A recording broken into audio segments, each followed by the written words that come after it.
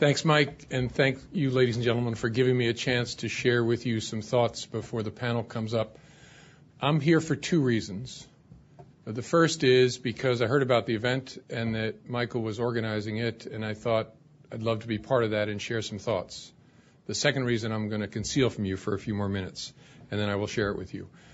I want to say a few words about what I believe is one of the rarest elements in human existence, and that is humility, because I think it ties directly to the importance of developing a culture in an institution where whistleblowers, people who have concerns of all kinds, feel free to raise their hands and to speak. The challenge of human existence is it's very, very hard for us to be wrong. I know this in a variety of ways. I know it from being married to an awesome person for 29 years and discovering that as good-hearted as I am frequently wrong. And it's a painful thing to be wrong. It's hard to be wrong. It's hard to stare at facts that are different than those I believe to be true and recognize that I'm in error.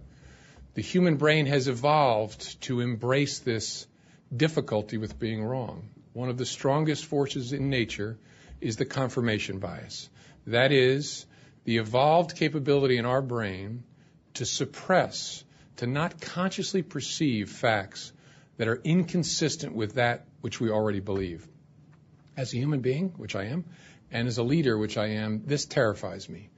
Because I have to begin and end each day with the recognition that I may not even perceive in my consciousness facts that are different from what I already believe. That instead I will drink in, suck in facts that support my preconceptions and my biases. That terrifies me as a spouse, it terrifies me as a friend, it terrifies me as a leader. And then add to that the challenge of human existence, which is that I'm trapped in me. I can only perceive the world through an awkward 6'8" white 55-year-old male from the New York metropolitan area who has grown up a certain way, who has learned certain things, who's experienced certain things. The entire world comes at me through the filter that is me. And so you combine that really fundamental fact of our existence with the confirmation bias and the closely related challenge human beings have with being wrong, and you have a recipe for disaster if you're not careful. Inside the FBI, we are spending a lot of time talking about the importance of humility. That is recognizing the things I just laid out for you and the tendency of all of us to miss, in fact, not perceive things that are different from what we hold.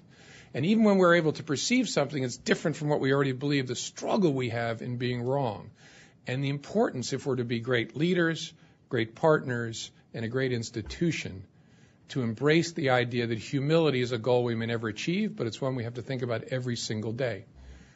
When we talk about leadership in the FBI, we have explained to the organization we're looking for leaders who are confident and humble. Seems like an odd combination. But the reason it's so important is the best leaders are people who are comfortable enough in their own skin to shut up and listen. That requires confidence, because insecure people struggle to listen for reasons that make sense. Real listening is a confession of weakness. Real listening is me as the listener telegraphing to you with my shoulders and my facial expressions and maybe what I do with my hands and maybe sounds I make that I need to know what you know. Right? Every single gesture, every single posture I take that encourages you to speak to me is an admission that I need to know what you know. It's a confession of weakness. It's very, very dangerous and hard for people who don't have enough confidence to be humble. Right? There's a second reason it matters a lot to us at the FBI. Insecure people struggle to develop their own folks. Right? Insecure people can't be sitting over there watching one of their folks shine. Insecure people have to be here because sitting over there with one of their people here is a threat to them. And so we're talking an awful lot about the importance of finding confidence that breeds humility and an awareness that I may not know enough and I need to find out more things. So why am I telling you this in the context of Whistleblower Appreciation Day? And I know it was Saturday, but it was not a shopping day on Saturday, so we got you this today. Is that, as Michael said, at the heart of what whistleblowing is are people who see things they think are wrong and want to talk to somebody about it. They want to be heard and share a concern. Now, they may be wrong, they may be right, but they believe they've seen something that's important to an institution and they want someone to listen to them. If they face an organization that is led by people who struggle, as all humans do, and have not sufficiently made progress against the lack of humility in humanity, and they face an institution that is shaped by having leaders like that, they will not find people to listen to them. They will not be heard. So what should leaders do to try and develop a culture that helps resist that lack of humility in humanity? Two things. Talk about it constantly, and then do things. First thing, talk about it. It's very, very important that we do things like the Inspector General's office is helping us do, and that is teach our people. Show them the importance of whistleblowing. Show them the regulations. Show them the laws, the rules that forbid retaliation. Show them all the structure that is designed to encourage people to raise their hand. That's very, very important. It's very, very important also that the leader, in this case the director of the FBI, speak to new employees, as I do, and say, let me tell you something about the FBI. You're not entitled to be right? I'm not entitled to be right. You're entitled to be heard. You're entitled to an adult conversation where when you have a question, you have a concern, you have a worry, an adult looks at you, listens to you, and then engages you. Now, you have to have your mind open to the fact you may be misperceiving, you may be seeing things without context. All that's fine. You're not entitled to be right. You're entitled to be heard. So it's very, very important that the directors say that explicitly. But more than these explicit lessons, I actually think the second thing a leader has to do is actually the second secret reason I'm here today. The leader has to act in a certain way so that people see that and are shaped by it and copy it. And think about how you became who you are today. I'm sure you had your share of explicit lessons. I had an awesome dad who, thank goodness, is still around. He's 86. And my dad was a bit of a speech giver. And he always seemed to have his thoughts organized in bullet points. And he would frequently send them to me when I was in college on a little notepad that said, these are the 4 things you need to do to straighten yourself out. It'd be 1, 2, 3, 4. I love my dad incredibly. I can't remember any of those bullet points. I'm sure I was shaped by those. But more than that, I and you were shaped by not the explicit lessons, but watching. My favorite definition of culture is the way things are really done around here, no matter what they tell you in training. Right? I think that's how we became the adults we are today.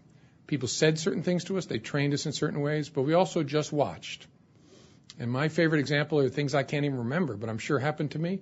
I'm sure there was a day in Yonkers, New York, when I was with my mom at a ShopRite. That's where she used to shop. And I'm sure there was a day she got too much change from the cashier. I don't remember this. But I'm sure that I saw it and I was shaped by it. I'm sure there was a day, we lived in a neighborhood with houses very, very close together. And so it was easy for people to sell door to door, and especially in the late 60s. There'd be a lot of people come around selling stuff. I'm sure there was a day I stood behind my dad when he opened the door, and somebody of a different race, a different background was at the door to sell us something. I don't remember it, but I'm sure I stood there whether I was 4 or 8, and I saw whatever that encounter was, and I was shaped by it. And then thousands of those added up to me. My favorite example for my kids, which makes them groan, so please don't groan, is, do you know, kids, that the same driving laws apply in Richmond, Virginia, and New York? The same laws. We've lived in both places as a family. To drive there, you would not know that. In Richmond, Virginia, people sit at traffic lights. It's an awesome community. And when an old lady in front of you doesn't notice that the light turns green, you wait. You wait. There'll be another green light. She'll see a light eventually, and we'll be okay. In the New York area, in contrast, I had to instruct is too strong a word, urge my wife, who had never lived in New York before, when we first lived there, that if she's on the road in New York, and it's a multi-lane road, and she's in one lane and wants to move to the left lane, and there's a space between cars, do not use your signal because it's a sign of weakness. People will notice that, and you're trying to take something from them, and that doesn't happen in New York, so they'll pull up. I actually urged her not even to turn her head to look at the mirror, because they'll see that. Just with your eyes, look in the side view mirror, and then make your turn. So how is that possible? The same driving laws apply. Kids go through the same driver training. They have behind the wheel, they have in classroom, they get the same training, and the driving is totally different. It's because of the way culture is. It's the way they really do things around here, no matter what they tell you in training. They went through that same driver education course. They took the same behind the wheel from well-meaning instructors who talked about the use of signals to change lanes and the use of honks only to avoid accidents, not as a punitive measure. And instead of that training, they watched, and they saw brothers and sisters and aunts and uncles and parents drive in a certain way. And without even knowing it, they became New York drivers or they became Richmond drivers. Very, very different. And so as a leader, you have to constantly worry about that, especially when it comes to the culture that we're touching on here today. And so it's important that you say the right things, that you and Michael Horowitz talk about things the right way, that you do videos together, you do training together. But more than that, it's important that you provide opportunities for people to watch and to see you. So that's the second reason I'm here today. I want my organization to know that I came, because they will talk about that. And even without me having to explain the meaning of it, they will derive meaning from it. There was a fellow who just retired from the FBI named Michael Kobus, who 10 years ago worked in the New York field office of the FBI. And he noticed working there that his supervisor was giving people time off on their birthdays, but only people that the supervisor was close to. And that meant, to cover their work, the FBI was paying overtime to other employees. And being a taxpayer and someone who cares about the taxpayers' money, that bugged him. And so he reported it. And the next thing that happened to Michael Kobus was he ended up on an empty floor at the FBI facility, the only human being among 130 desks sitting by himself for an extended period of time. And there were other things that were happened. But a message was sent to Michael Kobus. How dare you ask? How dare you demand an answer? Now, maybe you're missing something, but how dare you insist upon that conversation? It took Michael Kobus many, many years to not only get his complaint sustained, but to get his retaliation complaint sustained and to get himself compensated. Why do I tell you this story? Shortly after I became director, I had the opportunity to sit down with Mr. Kobus privately in my office because I wanted to hear his story so I could learn from it. But I also wanted people to know that I had invited Michael Kobus in for a private meeting with the director because it sends a message. At the end of the Director's Awards that we have every year at Constitution Hall, which is a huge day in the life of the FBI, we give out an award to recognize someone who has acted with integrity, who has seen something that doesn't seem right, and they've raised their hand and said something. And I give that one personally. And what I say, frankly, doesn't matter. But the fact that I stand there and it's the award I give out personally, and it's at the very end, then I make a big show of going over and make sure I greet that person and their family incredibly warmly in front of an enormous portion of our workforce, is about signaling. It's about shaping a culture. So the FBI is an imperfect organization because it's made up of imperfect human beings, one of whom is standing in front of you. We must understand that the path to getting better is humility. The model I use for my organization is LeBron James. And I'm not a front runner. I'm not saying this because the Cavs won the championship this year. I actually said this when he was with the Miami Heat as well. LeBron James is my example for the FBI because LeBron James is the greatest basketball player on the earth today. And yet he believes he's not good enough, which is remarkable because he's better than all the others. But every offseason he finds some part of his game, he watches film over and over again, and then works on that part to make himself better. And so my message for the FBI is you are like LeBron James, or you ought to be. You are truly great. There really isn't anybody, I believe, compares to the FBI, but you are not good enough. You must constantly find ways to get better. You must adopt an attitude of humility, enough confidence to be humble, so that we create a culture in which people will embrace mistakes, will realize that when we do something wrong, it's okay. And actually, the director and the senior leadership will praise people who find mistakes and then fix them. I'll give you one other example that was very important for our organization. We made a mistake in processing the gun background check of a guy named Dylan Roof, who then used that gun to slaughter innocent people at the AME Emmanuel Church in Charleston just about a year ago. I thought it was very, very important that as a leader of the FBI, Once we figured out we made a mistake, we just say so. We tell people we're sorry, we made a terrible mistake, we'll work to be better. That was important, obviously, because of the case itself and the pain involved in that case. But to me, it was also an important opportunity, again, to signal to our culture that it's okay to be wrong, right? Be sorry, be unbelievably heartbroken as we were in that case, but embrace being wrong and then find ways to get better. That is the path to greatness. You'll never actually get to true excellence, but you will get closer and closer with an attitude of humility.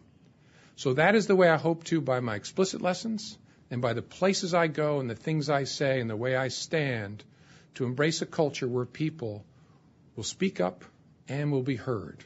Because by doing that, we will get even better. So I thank you for allowing me to share your thoughts and enjoy your day. Thank you.